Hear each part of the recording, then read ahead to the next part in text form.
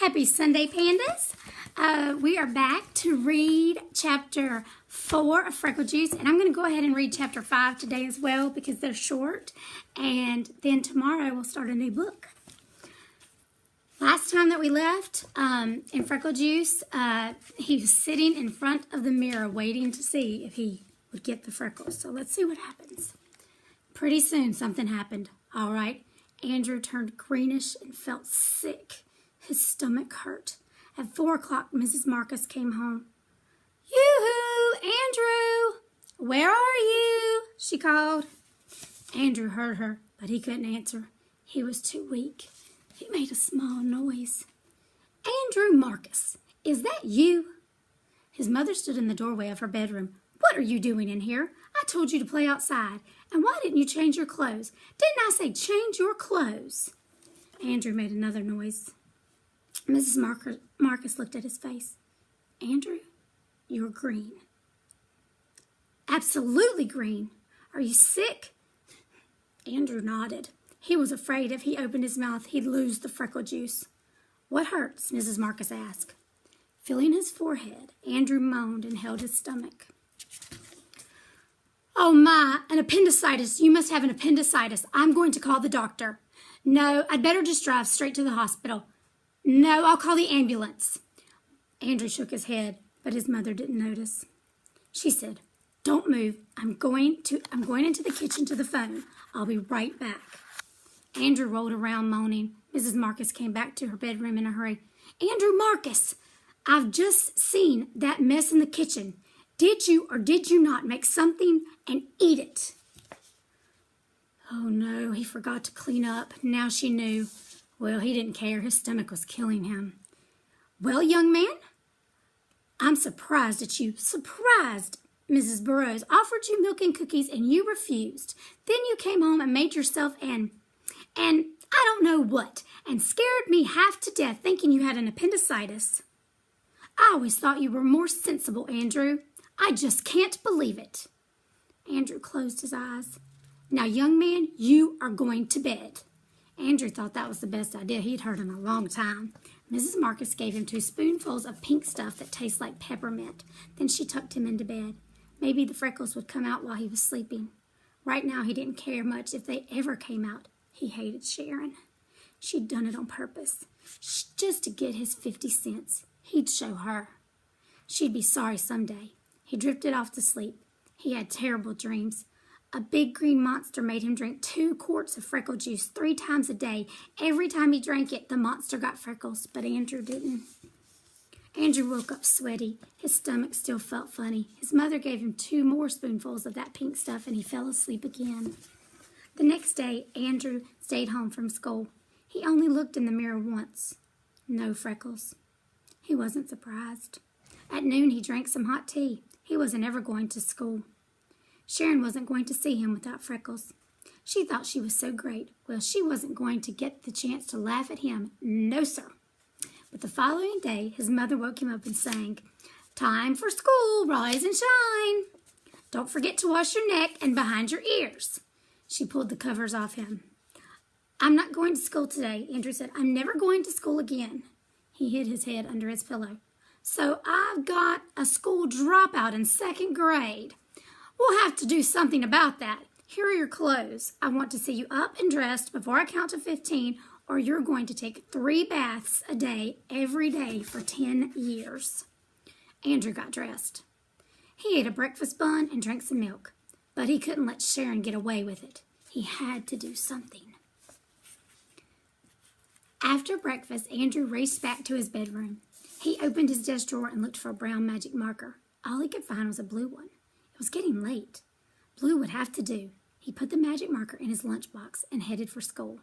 He stopped 2 blocks before he got there. He studied his reflection in the car window. Then he took out the magic marker and decorated his whole face. Neck with blue dots. Maybe they didn't look like Nikki Lane's freckles, but they sure looked like something. Andrew waited until the 2nd bell rang. Then he hurried to his class and sat down. He took out a book and tried to read it. He heard a lot of whispering, but he didn't look up. Miss Kelly snapped her fingers. "Let's settle down, children. Stop chattering." Everybody giggled. What's so funny? Just what is so funny? Lisa, can you tell me the joke? Lisa stood up. It's Andrew, Mrs. Kelly. Just look at Andrew Marcus. Stand up, Andrew. Let me have a look at you, Miss Kelly said. Andrew stood up. Good heavens, Andrew. What have you done to yourself? I grew freckles, Miss Kelly. That's what. Andrew knew his blue dots looked silly, but he didn't care. He turned toward Sharon and stuck out his tongue. Sharon made a frog face at him. Mrs. Kelly took a deep breath. I see, she said. You may sit down now, Andrew. Let's get on with our morning work. At recess, Nicky Lane turned around and said, Who ever heard of blue freckles? Andrew didn't answer. He sat in class all day with his blue freckles. A couple of times, Miss Kelly looked at him kind of funny, but she didn't say anything. Then at 2 o'clock, she called him to her desk. Andrew, Miss Kelly said, how would you like to use my secret formula for removing freckles? Her voice was low, but not so low that the class couldn't hear. For free? Andrew asked.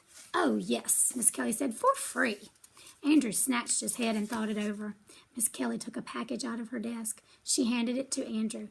Now don't open this until you get to the boys' room. Remember, it's a secret formula, okay? Okay, Andrew said. He wanted to run to the boys' room, but he knew the rules, no running in the halls. So he walked as fast as he could. He couldn't wait to see what was in the package.